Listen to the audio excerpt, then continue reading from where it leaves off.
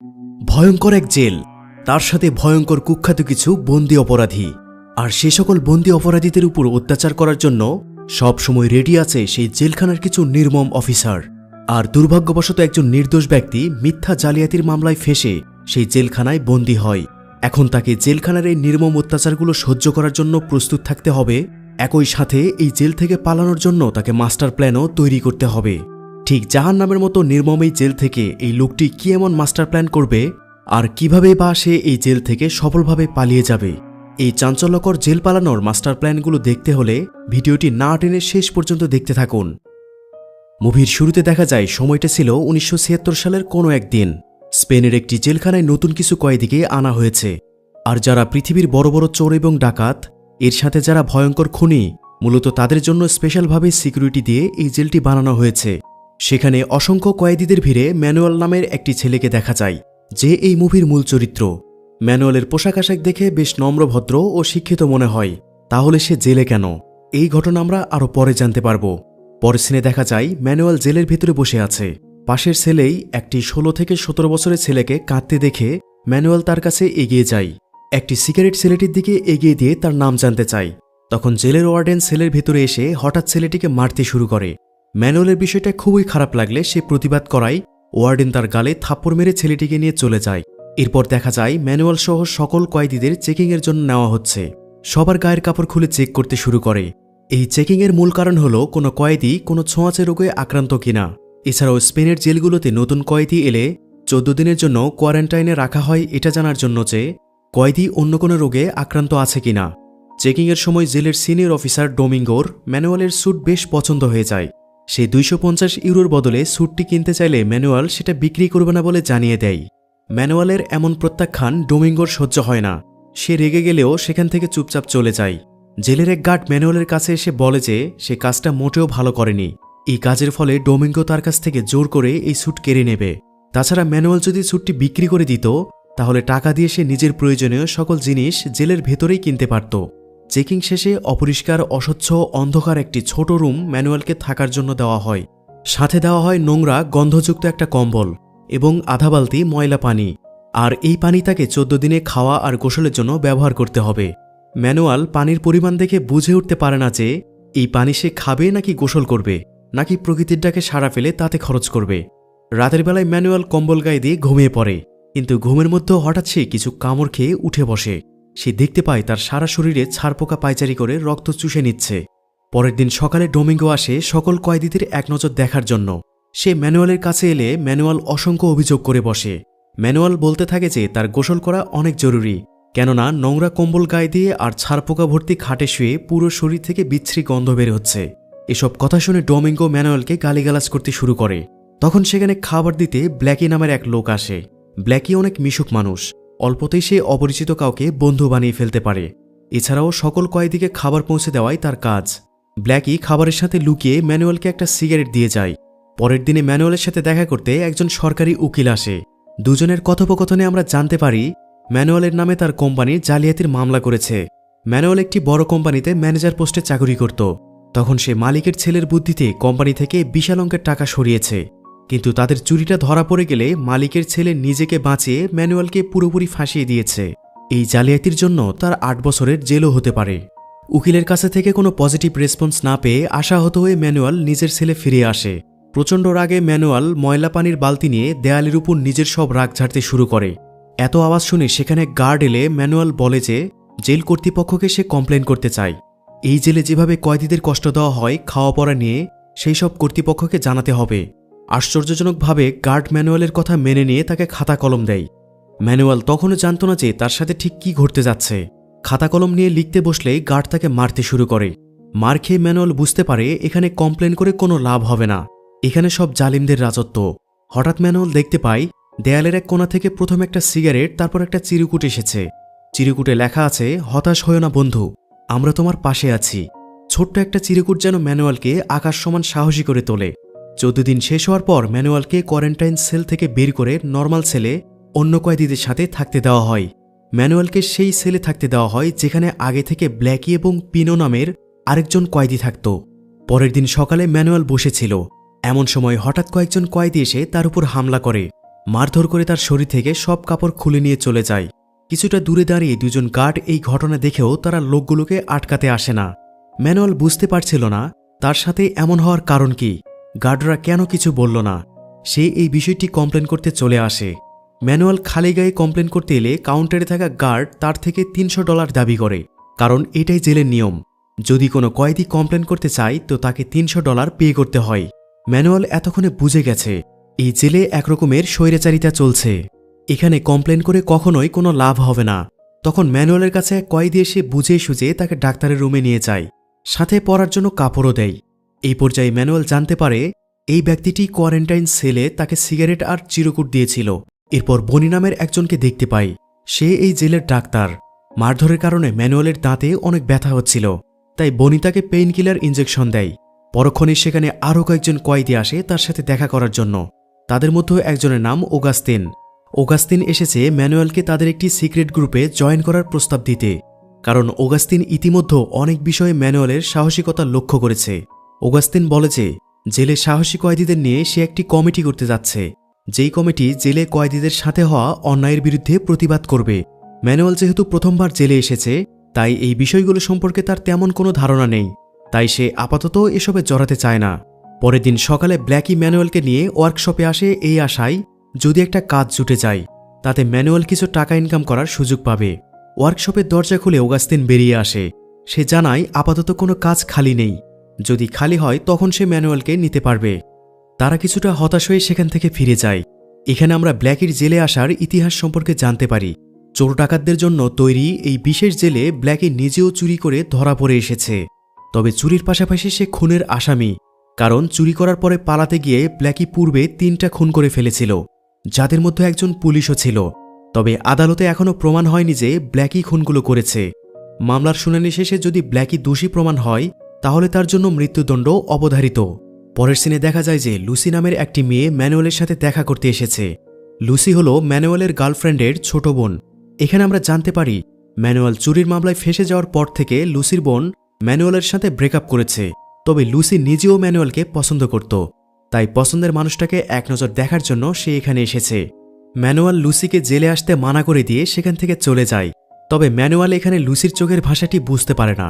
একদিন ম্যানুয়াল দেখতে পায় জেলের কয়েদিরা আন্দোলন করছে এই কারণে যে এই জেলে কয়েদিদের অনেক বেশি কষ্ট দেওয়া হয়। এরই মাঝে ম্যানুয়াল ডাক্তার বনিকে দেখতে পেয়ে তার কাছে ছুটে যায়। বনি পুলিশের সামনে ম্যানুয়ালের দাঁত দেখার ভান করে তার হাতে লুকিয়ে কিছু কাগজের টুকরা ধরিয়ে দেয়। এই কাগজগুলো কিসের সেটা আমরা আরও পরে জানতে পারব। পরের দিন সকালে দেখা যায় আগের দিনের আন্দোলনের কারণে পুলিশ কিছু কয়েদিকে ছেড়ে দিয়েছে। এই কয়েদিরা সবাই রাজনীতির সাথে যুক্ত ছিল। দেখতে দেখতে ম্যানুয়ালের জেলবন্দি জীবনের 1 বছর কেটে যায়। হঠাৎ একদিন কয়েকজন গার্ড এসে ব্ল্যাকিকে উঠিয়ে নিয়ে যায়। পিনো গার্ডদের জিজ্ঞেস করলে জানা যায় ব্ল্যাকি যেহেতু সবাইকে খাবার ডেলিভারির কাজ করে, তাই সে এই সুযোগ কাজে লাগিয়ে অনেকদিন ধরে রান্নাঘরে একটি সুড়ঙ্গ খুঁড়ছিল। পরের দিন সকাল হতেই দেখা যায় জেলের পরিবেশ কিছুটা উত্তপ্ত। পিনো আর ম্যানুয়াল সেল থেকে বের হতেই একজন সিনিয়র গার্ড এসে জানায় যে ইনভেস্টিগেশনের সময় ব্ল্যাকি হার্ট অ্যাটাক করে মারা গেছে। এই খবরটা শুনে ম্যানুয়াল কিছুটা চমকে যায়। ম্যানুয়ালের কাছে বিষয়টা খুবই খারাপ লাগে। সে তখন রুম থেকে বের হলে দেখতে পায় ডাক্তার বনিসহ কয়েকজন কয়েদি ব্ল্যাকির মৃত্যুর কারণ জানতে চেয়ে আন্দোলন শুরু করে দিয়েছে। হঠাৎ ওদের উপর পুলিশ লাঠিচার্জ করলে ম্যানুয়ালের মাথায় চট করে একটা বুদ্ধি চলে আসে। সে রুমে ঢুকে সেই কাগজগুলো বের করে যেগুলো ডাক্তার বনি তাকে গোপনে দিয়েছিল। কিছু কাগজ সে দুতলা থেকে নিচতলায় আন্দোলনরত কর্মীদের দিকে ছুড়ে দেয়। বাকি কিছু কাগজ সে জেল রুমের ছোট্ট জানালা দিয়ে বাইরে ফেলে দেয়। এতে করে শহরের বাসিন্দারা জেলের ভেতরের পরিস্থিতি সম্পর্কে কিছুটা আঁচ করতে পেরে বাহির থেকে তারা কয়েদিদের সাপোর্ট করে স্লোগান দিতে শুরু করে। ম্যানুয়ালের এই কাণ্ড ওয়ার্ডেন জানতে পেরে গার্ড পাঠিয়ে ম্যানুয়ালকে তুলে নিয়ে যায়। এরপর তাকে আবারও কোয়ারেন্টাইন সেলে বন্দী করে রাখা হয় যেন সে আন্দোলনের জন্য কয়েদিদের উস্কানি দিতে না পারে। একদিন সকালে ম্যানুয়ালের সাথে একজন প্রাইভেট উকিল দেখা করতে আসে, যার নাম অ্যারোল্ড। ম্যানুয়াল তাকে বলে যে কেস লড়ার মতো টাকা পয়সা তার নেই। অ্যারোল্ড জানায় সে বিনা পয়সায় কেস লড়বে, কারণ সে কয়েদিদের জন্য ডেমোক্রেটিক অধিকার নিয়ে কাজ করছে। অ্যারোল্ড ম্যানুয়ালকে কোয়ারেন্টাইন সেল থেকে বের করার ব্যবস্থা করে। এরপর কিছু টাকাও দিয়ে যায় যেন ম্যানুয়াল জেলের বর্তমান পরিস্থিতি সম্পর্কে কর্তৃপক্ষের কাছে একটা অভিযোগপত্র লিখে পাঠাতে পারে। রাতের বেলায় ম্যানুয়াল চিঠি লেখার সময় হঠাৎ কিছু একটা শব্দ পেয়ে রুম থেকে বের হয়। সে দেখতে পায় গার্ডরা একজন ব্যক্তিকে ধরে বেঁধে কোথাও একটা নিয়ে যাচ্ছে।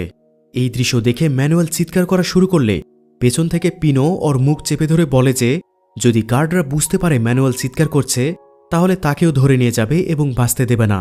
সকালবেলায় পিনো আর ম্যানুয়াল বাইরের হট্টগোল শুনতে পেয়ে রুম থেকে বেরিয়ে এলে জানতে পারে রাত থেকে অগাস্তিন গায়েব, তাকে খুঁজে পাওয়া যাচ্ছে না। জেলের কয়েদিরা জানত যে অগাস্তিনকে কেন সরিয়ে দেওয়া হয়েছে।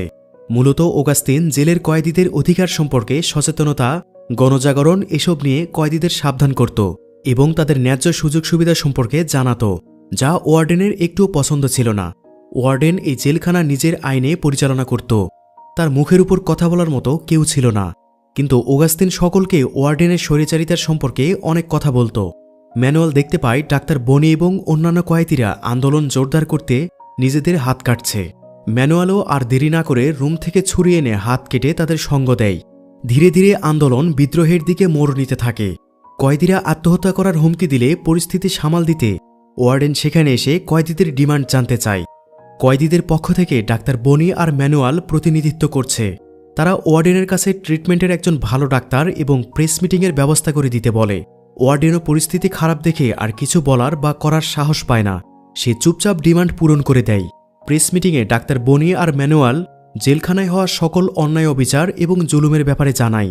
পরদিন রেডিওতে তাদের নিউজ টেলিকাস্ট হলে কয়েদিরা ভাবে এবার হয়তো তাদের উপর হওয়া অনাচারের কথা পুরো দেশ জানতে পারবে, তারা কিছুটা হলেও স্বস্তির দিন ফিরে পাবে। পরের দিন সকালে লুসি আবার ম্যানুয়ালের সাথে দেখা করতে আসে। সে একটা পেপার কাটিং দেখিয়ে বলে যে পুরো দেশে জেলের অবস্থা নিয়ে চর্চা হচ্ছে, নিউজ পেপারে ছবি আসার কারণে ম্যানুয়ালকে নিয়েও সবাই প্রশংসা করছে। লুসির চোখে মুখেও যেন আনন্দ ঝরছে। পরের সিনে দেখা যায় দেশের বিভিন্ন প্রান্ত থেকে জনগণ জেলের সামনে এসে কয়েদিদের পক্ষে অবরোধ করছে। পিনো বলে যে এবার সেও কয়েদিদের ন্যায্য অধিকার পাওয়ার জন্য লড়াই করবে, তবে এই কাজ লিড করার জন্য ডেঞ্জারাস কিছু মানুষজন দরকার। পিনো সেখানে ম্যানুয়াল আর ডাক্তার বনিকে নিয়ে জেলের বিপরীত পাশের সেলে চলে যায়, যেখানে ভয়ঙ্কর সব কয়েদিদের রাখা হয়েছিল। এই অংশের কয়েদিরা পুরো জেলখানায় মদ সিগারেট বিক্রি করত। এই অংশের যে লিডার ছিল তার নাম মাইকেল। পিনো মাইকেলের সাথে হাত মেলাতে এসেছে যেন ওদের আন্দোলনে মাইকেলেরও সাপোর্ট পায়। পিনো ভালো করেই জানত মাইকেল কোনো সোজা লোক নয় যে ওরা বললেই প্রস্তাবে সে রাজি হয়ে যাবে। সে পকেট থেকে একটা আংটি বের করে মাইকেলকে দিয়ে বলে যে তার ছেলেকে ডমিঙ্গো খুন করেছে। এই তথ্য মাইকেলকে দেওয়ার কারণ হলো মাইকেল অনেকদিন ধরেই তার ছেলে অগাস্তিনের হত্যাকারীদের খুঁজছিল, কিন্তু কোনো প্রমাণ পাচ্ছিল না। অগাস্তিন ছিল সেই লোক যে ওয়ার্কশপে কাজ করত, আর অগাস্তিন হলো এই মাইকেলের ছেলে। আর অগাস্তিনকে যারা মেরেছিল তাদের থেকেই পিনো এই আংটি কিনেছিল। এত কথা বলেও মাইকেলকে পিনো রাজি করাতে না পেরে সেখান থেকে চলে যায়। মাইকেল আংটির দিকে ভালো করে লক্ষ্য করলে বুঝতে পারে এটা তার ছেলের ওই আংটি। মাইকেল এবার নিজের সিদ্ধান্ত বদলে ফেলে। পরের দিন সকালে হঠাৎ এক কয়েদি মৃগী রুগীর মতো আচরণ শুরু করলে এক গার্ড তার সমস্যা চেক করতে আসে। তখন সেই কয়েদি গার্ডের গলায় ছুরি ধরে সোজা জেল কাউন্টারের দিকে যায়। এই কয়েদি আসলে গার্ডকে জব্দ করার জন্যই এই নাটকটা করছিল। কয়েদির সাথে পিনোও ছিল।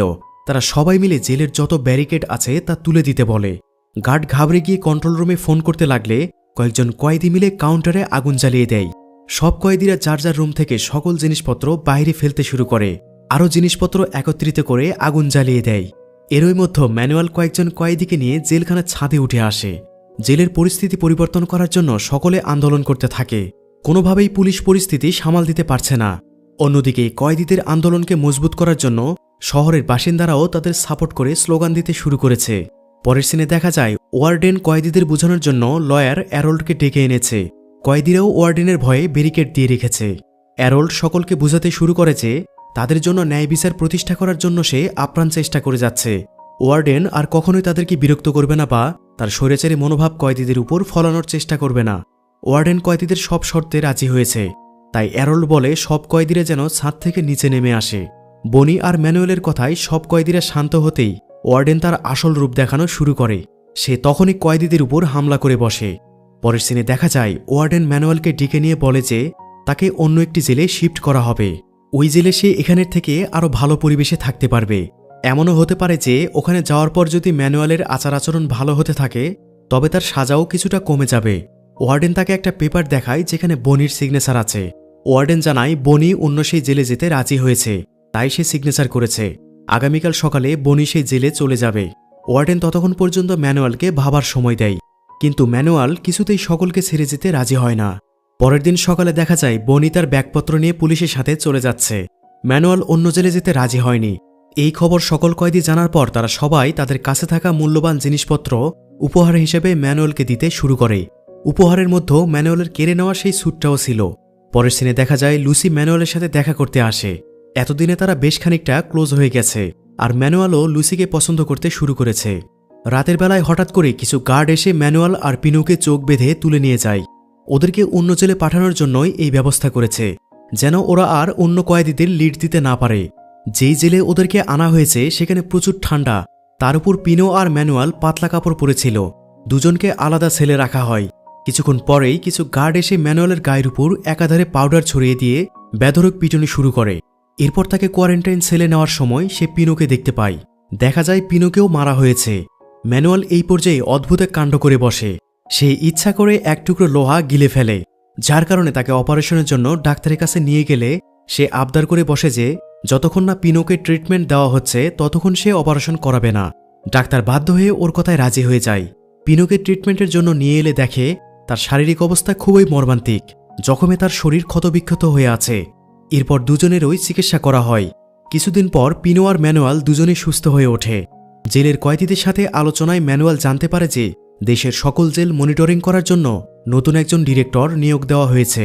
সকলে মিলে সিদ্ধান্ত নেয় ডিরেক্টর জেলখানা ভিজিট করতে এলে ওনার সাথে সকল কয়েদিদের পক্ষ থেকে কথা বলার জন্য ম্যানুয়ালকে পাঠানো হবে।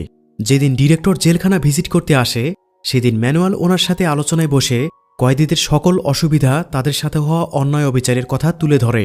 ডিরেক্টর আশ্বাস দেয় যে পার্লামেন্টে নতুন আইন পাশ হলে সে সব পরিবর্তন করে ফেলবে। কয়েদিদের সাথে তখন আর আগের মতো জুলুম হবে না। তবে তিনি ম্যানুয়াল আর পিনোকে আবারও বার্সেলোনার জেলে পাঠিয়ে দেয়, যেহেতু তাদেরকে জোর করে সেখান থেকে তুলে আনা হয়েছিল। পুরনো জেলে ম্যানুয়াল আর পিনোকে ফিরে পেয়ে সকল কয়েদিরা অনেক খুশি হয়। এরপর সেই দিন চলে আসে যেই দিনের অপেক্ষায় সবাই ছিল। আর সেদিন পার্লামেন্টে জেলে থাকা কয়েদিদের নিয়ে নতুন আইন পাশ হওয়ার কথা থাকলেও দুর্ভাগ্যবশত সেই আইন পার্লামেন্ট থেকে পাশ হয় না, যার ফলে সকল কয়েদিরা হতাশ হয়ে নিজেদের ভাগ্য মেনে নেয়। ম্যানুয়াল বসেছিল, এমন সময় গার্ড এসে কয়েদিদের পক্ষ থেকে করা আপিল নিয়ে ঠাট্টা তামাশা শুরু করে দেয়। ম্যানুয়াল প্রচণ্ড রেগে গিয়ে গার্ডের উপর হামলা করে বসে। এই অপরাধের কারণে ম্যানুয়ালকে আবারও কোয়ারেন্টাইন সেলে বন্দি করে রাখা হয়। কিছুদিন পর পিনু গিয়ে ম্যানুয়ালকে ওখান থেকে নিয়ে আসে। পিনু ম্যানুয়ালকে বলে যে সব আশা যেহেতু শেষ হয়ে গেছে সেহেতু তারা শেষ একটা চেষ্টা করে দেখবে। পরের দিনে পিনু ম্যানুয়ালকে নিয়ে জেলের বিপরীত পাশের শেষ অংশে অনেকদিন ধরে বন্ধ হয়ে পড়ে থাকা একটি সেলের কাছে নিয়ে আসে। সেখানে একটি অকেজো লিফটও রয়েছে। সময় গড়িয়ে যেতে যেতে এখন সালটা ছিল 1978। পিনু আর ম্যানুয়াল মিলে জেলের সেই বিপরীত অংশে লিফটের নিচে যেই মাটি আছে সেই মাটি খোদাই করার পরিকল্পনা করে। এখানে সুড়ঙ্গ তৈরি করতে পারলেই কেবল এই জেল থেকে পালিয়ে নিজের জীবন নিয়ে বেঁচে ফেরা সম্ভব। ম্যানুয়াল আর পিনো পরিকল্পনা করতে শুরু করে কিভাবে কি করবে। দুজনে মিলে জেলের ভিতরে বেছে বেছে বিশ্বাসযোগ্য কিছু লোক নিয়ে একটি টিম তৈরি করে ফেলে। সুড়ঙ্গ খোঁড়ার কাজ তাদের খুব দ্রুত শেষ করতে হবে, কারণ জেলের কর্তৃপক্ষ এই অংশটা ভেঙে নতুন বিল্ডিং করার পরিকল্পনা করছে। আর এই নতুন বিল্ডিং তৈরির কাজ শুরু হবে আজ থেকে 21 দিন পর। অতএব এই জেল থেকে পালানোর জন্য সেই পথ তৈরি করতে তাদের হাতে সময় আছে আর মাত্র 21 দিন। এই সময়ের মধ্যে তাদের কাজ সম্পন্ন না হলে তাদের আর এখান থেকে পালানো সম্ভব না। তখন জেলের এই নির্মম অত্যাচারগুলো তাদের আরও বহু বছর সহ্য করে যেতে হবে। ওদের টিমের মধ্যেও তারা আরও ছোট ছোট কয়েকটা টিম তৈরি করে কাজে লেগে পড়ে। এরপর একদিন লয়ার অ্যারোল্ড ম্যানুয়ালের সাথে দেখা করতে আসে। অ্যারোল্ড তাকে ভরসা দিতে শুরু করে যে খুব শীঘ্রই তার কেস আদালতে উঠবে, কিন্তু ম্যানুয়াল জানে এগুলো মিথ্যা আশ্বাস ছাড়া আর কিছুই না, তাই সে অ্যারোল্ডের কথায় অতটা গুরুত্ব দেয় না। এদিকে মাটি খোদাই করার কাজ প্রায় শেষের দিকে। ম্যানুয়াল মাটির ভিতরে একটি দেয়াল খুঁজে পায়। এই দেয়ালের বিপরীত পাশেই পুরো শহরের পানি নিষ্কাশনের ড্রেন আছে, যা পুরো শহরের অলিগলিতে ছড়িয়ে ছিটিয়ে আছে। এই দেয়াল ভেঙে ড্রেনে ঢুকতে পারলেই ড্রেনের রাস্তা ধরে শহরের যে কোনো ম্যানহোল থেকে ওরা বাইরে চলে যেতে পারবে। সুড়ঙ্গ তৈরির কাজ শেষ হয়ে যাওয়ায় সকল কয়েদিরা অনেক আনন্দ ফুর্তি করতে থাকে। পরের দিন সকালে ম্যানুয়াল আর পিনো প্রয়োজনীয় জিনিসপত্রের ছোট একটা পোটলা নিয়ে সাথে টিম মেম্বারদের নিয়ে সুড়ঙ্গের ভেতর দিয়ে পালানোর উদ্দেশ্যে রওনা দেয়।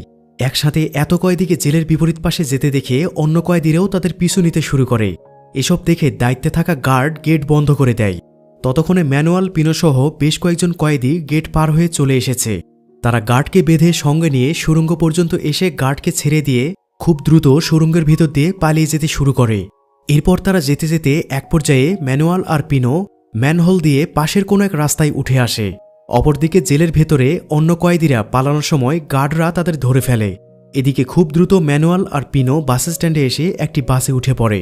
এর মাঝে ওরা তাদের কাপড়ও বদলে ফেলেছিল, ফলে কোনোরকম সমস্যা ছাড়াই ওরা পথচারীদের সাথে মিশে গেছে। এরপর ম্যানুয়াল এবং পিনো সেখান থেকে পরের একটা বাস স্ট্যান্ডে নেমে তারা দুইজন দুই দিকে চলে যায়। ম্যানুয়াল লক্ষ্য করে তার শার্টের ভাঁজে পিনো কিছু টাকা আগে রেখে দিয়েছিল, যাতে শহর থেকে দূরে পালিয়ে যেতে তার কাজে লাগে। অবশেষে ম্যানুয়াল এবং পিনো এই জাহান্নাম নামক জেল থেকে পালিয়ে আসতে সফল হয়। ম্যানুয়াল সেখান থেকে সোজা চলে আসে লুসির কাছে। লুসি ম্যানুয়ালকে দেখে অনেক খুশি হয়, আর বাকিটা জীবন দুজনে একসাথে কাটানোর সিদ্ধান্ত নেয়। আর এখানেই মুভিটি শেষ হয়। তো ভিডিওটি কেমন লাগলো তা অবশ্যই কমেন্ট করে জানিয়ে দিবেন। সেই সাথে যারা আমার চ্যানেলে আজ প্রথম কোনো ভিডিও দেখছেন অথবা যারা এখনও সাবস্ক্রাইব করেননি তাদেরকে সাবস্ক্রাইব করে আমার পাশে থাকার অনুরোধ রইল। সবাই ভালো থাকুন, সুস্থ থাকুন, কথা হবে পরবর্তী ভিডিওতে।